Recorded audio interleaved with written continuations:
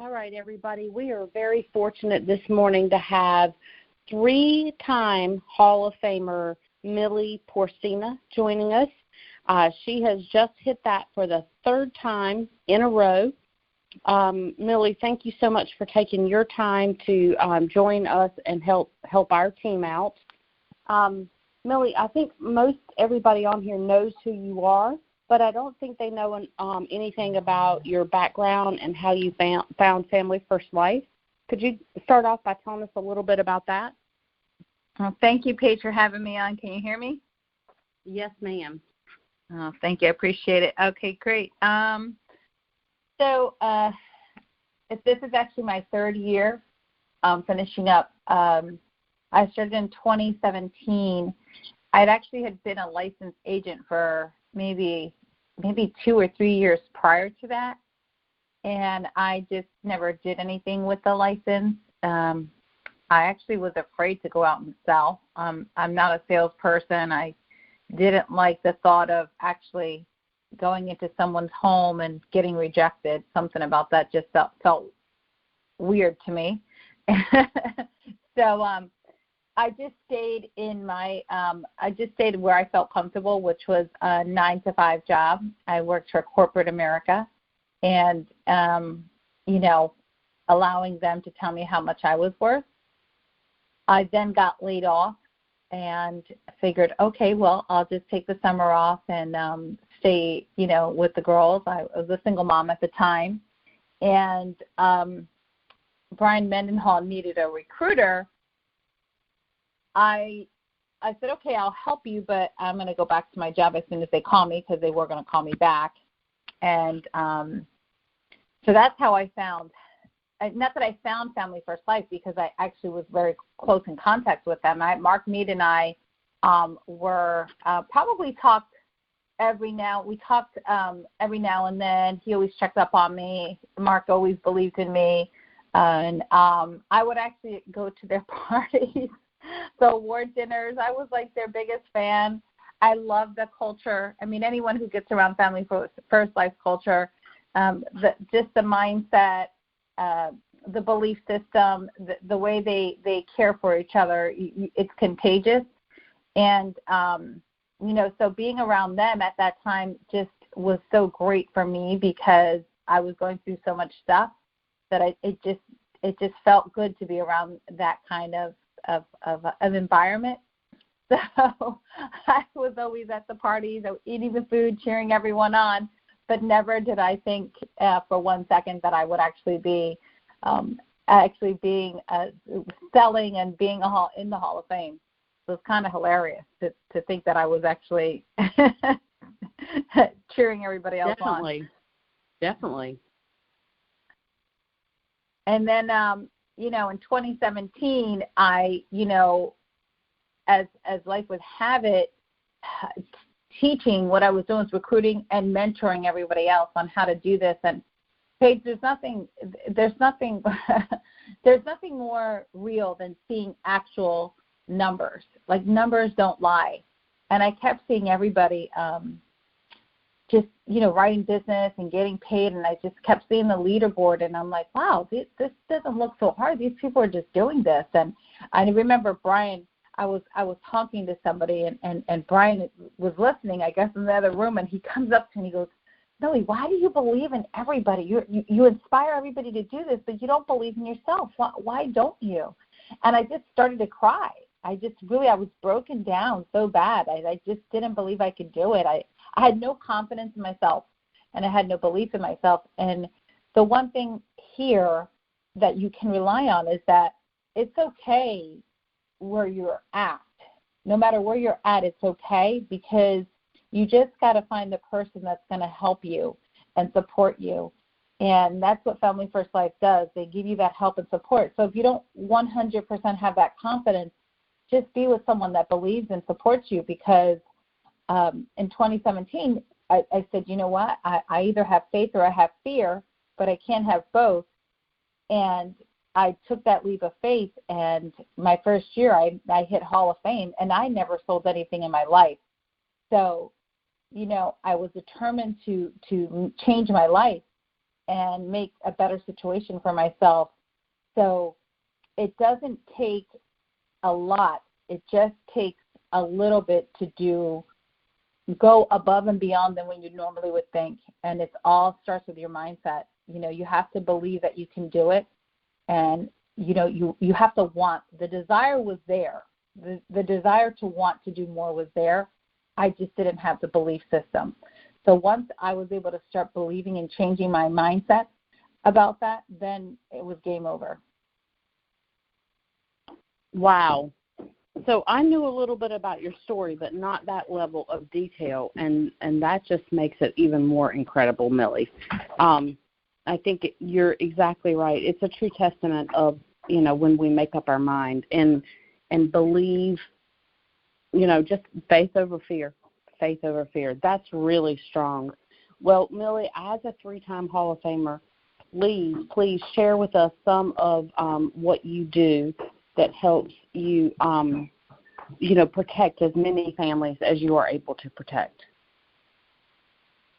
Well, it starts off with being, like I said, you have to be determined to want to do something. And my determination was, it was really just, it was driven by needing to support my family.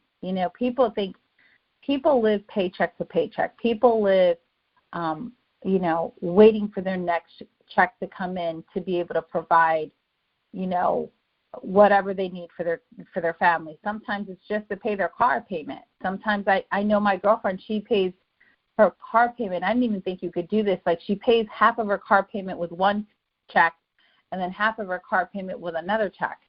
And so she's always like kind of behind on her car payment. And she's a professor for a school. And, and I look at all this stuff and I think, and I see what Family First Life does. And, I just didn't want to be that. I just didn't want to do that for myself. And so you have to make a decision. And the decision has to be is, what do you want to see your life in 5 years? What do you want to do now? So in the beginning, it was just, I wanted to provide for my family. It was that simple. Sometimes we think about goals and dreams, and people can't even think that far because they're just thinking about, I just need to pay my rent. So when you look at that in the beginning, for most of us, it was just, and for people that are listening to the call that are new, they're just trying to survive. So set the short-term goals, set the long-term goals. But I just needed to provide for my family, and I didn't have money for leave. But like I said, I had Brian who believed in me, and so I took my rent money. My rent was $1,990. I took $1,526, I believe it was, and I bought my first set of leaves. And I believed in myself. I invested in myself. And my first appointment, the premium was $2,176. And then by the end of the week, I think I did anywhere between $16,000 to $18,000. So because I had no other choice but to believe that I can do this, I just willed my way to do it. And when you have that determination, people will say, well, I did all this. I bought the leads. I made the dials. I did all those things, and it still didn't work out. You really have to think about what you really, really did, because I've also gone out and, when I first started, and I had 8 appointments and sold nothing. I did nothing. But at the end of the day, I knew that I did something wrong. It was me. It wasn't them. It was me. I wasn't being strong in the home. I wasn't really protecting the families. I was afraid. In fact, that's how I met my husband, Jonathan. I knew him, but, I said I had to find somebody, because my personality is very different. I wanted to find somebody who was a little different than me so I can balance myself out when I went in the home. And I remember speaking to Jonathan one morning, and I said to him, I hate that I always have this pit in my stomach. And he goes, what are you talking about? I said, every time I wake up, I don't have a paycheck. So I have this pit in my stomach that if I don't help families, I'm not going to make any money today. And my kids, I'm a single mom. I have to feed my kids. And I wake up with a pit in my stomach, nervous that I'm not going to make any money. And he said to me, you need to stop making this about you. I said, excuse me? He said, you need to stop making this about you and making it about the families. You need to, when you go into that house, it isn't about how much money you're going to make. It's about how you're going to protect that family. If you can change that, then you'll never have to worry about it again. And let me tell you, I'm a one thing, I'm a rule follower, and I learn quick because I hate to make mistakes over and over again. So as soon as he said that to me, I switched my mindset, and I've never had a pit in my stomach ever again. And when I go into that home, I leave it all on the table. I leave it all on the table. I'm never worried about whether or not I'm going to be able to, get a deposit, because it isn't about me when I go into that home. It's about them. It's about making sure that that family has the right kind of coverage that they need, that God forbid something happens, that their kids are protected, and making sure, or their wife, whatever, and making sure that they can afford the policy. Now, if you are not thinking about those things, then you're always going to have a pit in your stomach. You're always going to go home worried about how you're going to, get more leads. And so what I say to everything is that having the determination to push you through the days where you don't have enough appointments, to push you through when you're sitting with somebody. Not everybody's going to buy. I think a lot of people feel that because you're a top producer that nobody says no to you. They say no. Of course they say no. In fact, we get more no's than anybody else because we have more appointments. But here's the thing. We have more appointments. That's why we are top producers, because we sit with a lot of families all day long. We have 8 appointments. We don't go out for 2, 3 appointments. We go out for 8 appointments a day. That's why, we get more, we sell more. We also get more no's. But we're used to it because that's how we have set this up.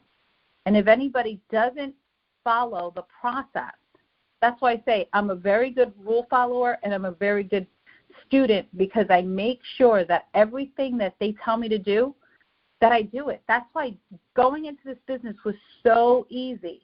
This is my 3rd year, and I've hit Hall of Fame every single year simply because I followed the process. It's like when you play a game, or you're, like when you go to drive a car, everybody knows, everyone that's in this business has to drive a car. Well, it's simple. If the sign says stop, you stop. If it says slow down, you slow down. If it says go, you go. Why don't you follow the same thing when you're doing this business?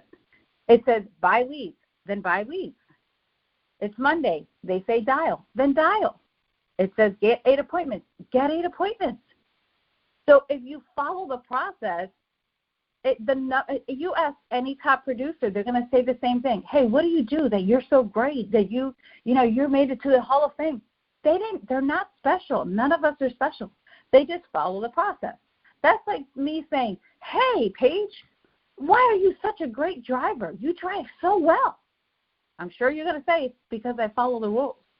No different than when you're when you're like, can we get any more simpler than that? So right. So now when you think about all those things, Paige, that's all this is. That's why I would always say it, and you hear anyone can do this. For me, going into the house is just it becomes just a routine. Like if you were to go to the doctors, like when you go to the doctor, ask you the same couple of questions. First they want to understand your height, your weight, why are you here? It's a routine, and then you cater it to that specific needs. And a lot of times, the reason why we're getting no's, a lot of time when people are like, I don't know what I did. Here's the thing, Paige, why people are not closing in the home. They're not calling you when they leave the house. They're not talking about their no sales. Because I promise you, if they're calling you from their no sales, they're going to get better right away. Because every time I had a no sale, I called Brian. And every time there was something I missed. There was a step I missed. There was something I was afraid to say. Because 9 out of 10, that thing that you really want to say, but you're afraid to say it, and you're like thinking about it, you're looking at the person in front of you, and they're saying something to you, and you're looking at them, and you're afraid to say it because you don't want to offend them, or you don't know how they're going to take it. You don't want to say it. That's what you need to be saying. And that's where people, and listen, at that point you probably know you're not going to get the sale anyway, but who cares? Do it anyway. And if I know I'm definitely not, if they're going to say no, I'm saying all kinds of stuff, because it's only now for me it becomes a practice to be bold. So I was like, you know what, let me get myself my boldness out, because this is just going to help me for the next family. Plus it'll give him something to think about when I'm no longer there. And so when you go into a home, you're always treating this like a business. I don't make any kind of rapport with anybody. At this point, I just don't have time. I'm not telling them that their flowers are nice, or, I think most of us have already listened to a bunch of calls to know you sit at the table. And I'm just going through the inventory, but I'm asking tons and tons of questions. And that's the biggest piece of the puzzle, where people are not asking enough questions. And you have to dig deep. Somebody will say, like, and it's very easy to point it out, where somebody will say, well, if my husband dies, I'll go stay with my brother. He'll take me and the kids in. So at that point, somebody will just stay quiet. Well, I'll say, oh, really? Where does your brother live? Oh, my brother lives, in, let's say it's another town away. Oh, okay. Is he married? Yeah, he's married. Oh, really? How many kids does he have? Oh, he has 4 kids. Oh, does he have a big house? No, he's got his house is a little smaller than mine. Okay, and you get along with his wife? Like, I will ask all kinds of questions. You see where I'm going with this? Now I'm asking about his wife. Does he get along with his wife? Now your kids are 7 and 8. Do they like their school? They don't like their school? Oh, no, they love their school. Oh, okay. Do they play sports? Oh, yeah, my kid plays football. My daughter plays soccer. Oh, okay. So help me understand this, Mary. You're telling me that, God forbid, your husband passes away. You're going to uproot your children who are already devastated because their dad just passed away. Now you're going to uproot everything that your children know to put them in a house where they're going to have to sleep in the living room, because it sounds like your brother already has too many people in his house. They're going to change school districts. Now they're going to have to sleep on a couch, and they're not going to have anything that they have ever known. So their whole world that's already been destroyed because their dad is no longer here, now you're going to make it even worse. Please help me understand how that makes sense. Wow, that's strong, Millie. And I stay quiet just like that. But you see how horrible. Did you feel uncomfortable hearing me say that? Oh, yeah, I would. Yes, ma'am. And so those are the realities that you have to make it. And listen, if I'm going to say something that's really harsh, I'm going to say, with all due respect, I'm pretty sure you're going to want to punch me right now. But if I don't say this to you, I'm not going to be able to sleep at night. Or I'll say something, Even when you're asking about the financial inventory, I think here's one thing I want to say, Paige. I love to do the hard things first. And I know a lot of agents, they will do everything and then they'll do the hard stuff last, which is asking for that, that voided check. So what I do is I let them know up front that this is going to be a real application, and that we will be requesting a draft payment from their bank account directly. Your bank is going to make those payments directly to the insurance company, because I want to know within the first 5 minutes if I'm dealing with people that are actually going to take this seriously and want to protect their families, or do I need to go to my next appointment? Does that make sense? Yeah, it does. So I'll just show you how I do that real quick so that they understand. So after I go, I work with 15 different companies. My job is to assess exactly what it is that you need. I'm going to do a financial inventory. What that means, I need to make sure that I know how much you're making, Bob, and how much you're making, Mary, because God forbid if something happens, I want to, when you're, Bob, your income, if your income is no longer here, whether you get sick or you die, that's like cutting off your legs. Mary will not have that money. So I need to make sure exactly what would be missing. Then we're going to do your medical, because your medical is going to determine, everything goes by your age and your health, okay? Once we find this out, I'm going to make sure we find something that, I'm going to recommend something that's going to best fit your needs and your budget. What that means, Bob, today, when you go to sleep, you're not going to have to worry about this because it's going to fit nicely into your budget. You're going to make that payment right after you make your mortgage payment. This is the thing that you don't cancel when your car breaks down. This is the thing that you don't cancel if, your refrigerator needs, you need a new refrigerator. This is just and equally as important as your mortgage. There's no reason why you ever cancel this. Does that make sense?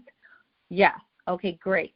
And the way this works, Bob, once we find something that fits those needs, we're going to submit a full application. What that means is I'm going to need your driver's license, your social security number, who's your beneficiaries, and we're going to take your bank account information because there's going to draft those payments directly from your account straight to the insurance company so you guys have that protection you need.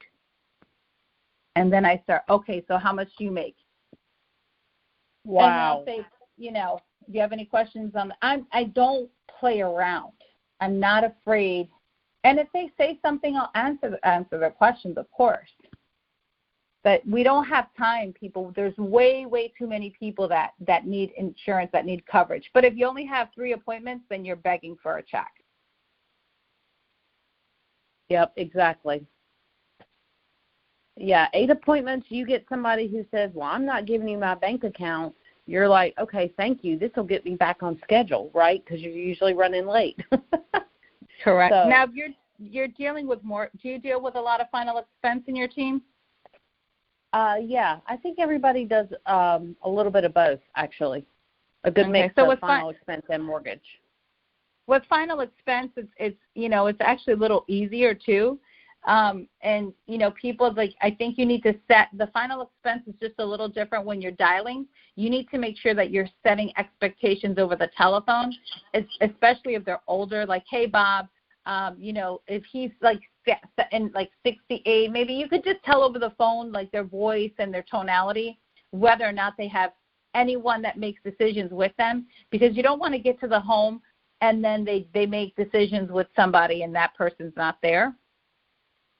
But if that does happen, because sometimes old people will do that anyway, they'll say, oh, well, I want to talk it over with my kids. Now, they probably never even talk to their kids during the week or anything, but all of a sudden they want to talk to their kids, because I'll find out early on when I'm asking questions to, like, an older folk, like, do you talk to your children? Oh, yeah, how often do you talk to your children? I ask them that because I want to know, because they're going to use that against you later. Well, I have to discuss this with my children. Well, Bob, you said you barely talk to them. What is it? And I'll say to them, Bob, you're saying you want to talk to your kids. Exactly explain to me what you need to speak to them about, because I'm confused. And they'll say, well, what are you confused about? I need to help me wrap this around my brain, because are you talking to them because they're going to help you pay for it, or are you talking to them because you want to guilt them so that they can tell you they don't want you to pay for this, so you don't get it? Because I would never discuss with my daughter what I'm going to do for her. If I want to buy something for my daughter, I'm not going to say, hey, should I get this for you? If I die, I'm going to screw you over. You're not going to have anything. So should I get it? Because that makes no sense, Bob. So please help me understand this. You're 72 years old. I can speak to you, up and up. Because when they're at that age, they don't like, fluff. They want the truth. That's strong too, and you're right. They don't want fluff. No, you can be real with them. Life. Yep. And they like to go on. They like to say they think it's free. I walk in, I'm like, hey, because I had this guy Jeff, and he's like, oh, are you here for the social? I'm like, social nothing, Bob. I'm here for the life insurance. Because someone say social something on the card. No, Bob, I'm here for the life insurance, and it's not free, right? And he starts laughing. He goes, what do you mean it's not free? I said, Jeff, you're 78 years old. Nothing. What do you know that you've ever gotten in America that's free? And he starts laughing. So you have to roll with the punches and keep it moving. Right. Millie, this has been so good, so strong. I took a ton of notes. I am one of those people who asked about income last on the inventory sheet. So I've got to get stronger. And yes, girl. So then how do you get their budget? You know what? I go through. I start with health. Then I ask about current coverage, and then I go and ask about income because I'm a wimp. Clearly, I'm realizing that now, and I feel like I've got them in the habit of answering my questions. So when I get to the hard stuff, they just continue to answer. But trust me, Millie, this call will be on replay for me until I have that set up word for word the way you just said it. Believe me, this is going to be business changing not only for me, but for everybody who's smart enough to listen to this call on replay. So thank you a million times over. Boy, I can just, everybody gets something out of every call, and I typically do these thinking I'm going to be helping my team. I think I just help myself. So I hope I help everybody else too. Awesome. They say, Brian Mendenhall says there's nothing better than teaching because he goes, when you're teaching other people, you're teaching yourself, which is awesome. Yes, that's true too. Well, Millie, thank you again for taking your time. And I know that everybody will be thinking about this call when they watch you go across stage in Las Vegas, getting, recognized for your third Hall of Fame. And I think we all know how you got there based on this. So we're going to implement as much of it as we can. Thank you so much. Everybody go make it a great week. Thank you.